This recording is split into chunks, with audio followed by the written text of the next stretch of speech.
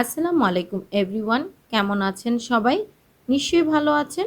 এতক্ষণে আমাদের হ্যাশট্যাগ দেখে নিশ্চয়ই বুঝে গেছেন আজ আমরা কি বানাবো। By the way, I am chef Trisha. Welcome to my channel Trisha's foodie world.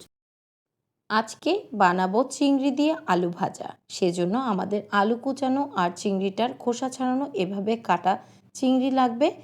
আর লাগবে আমাদের কয়েকটা কাঁচামরিচ ফালি।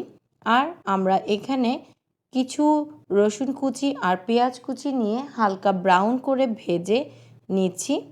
তারপরে আমরা আমাদের যে চিংড়িটা রেখেছিলাম সেই চিংড়িটাকে দিয়ে দিচ্ছি। হালকা একটু সটেট করে আমরা আমাদের যে আলু কুচানো আছে সেটাও আমরা দিয়ে দিব। এই ক্ষেত্রে আমরা স্বাদ মতো হালকা লবণ দিব। আর আমরা হালকা একটু হলুদ আর গোলমরিচের গুঁড়াও দিয়ে দিব। গোলমরিচটা অপশনাল, আপনারা চাইলে দিতে পারেন আবার নাও দিতে পারেন। আমাদের এই যে আলু ভাজিটা সেটা কিন্তু খুবই টেস্টি। এখন আমরা আমাদের আলু কুচানোটা দিয়ে দিয়েছি। এটা আমরা যে কোনো এই যে আলু ভাজি তা গরম ভাত এবং খিচুড়ি বা সকালবেলার রুটি বা পরোটার সাথে খুবই ইয়াম্মি এবং টেস্টি একটা রেসিপি।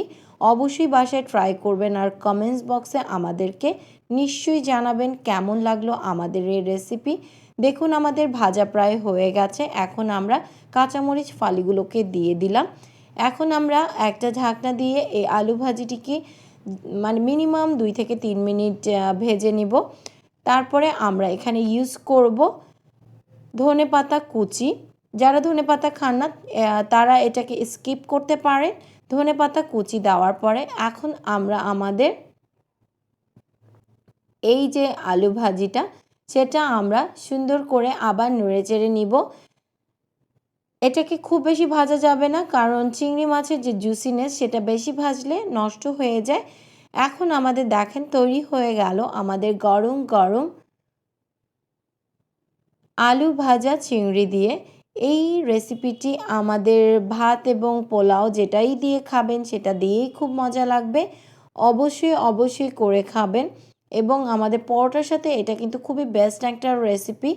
পরোটার সাথে এই যে ভাজিটা এটা কিন্তু খুবই ইয়ামি এবং খুবই টেস্টি লাগে। আর চিংড়ির যে জুসি ভাবটা প্রতিটা বাইটে খুবই ইয়ামি এবং মজাদার হয়।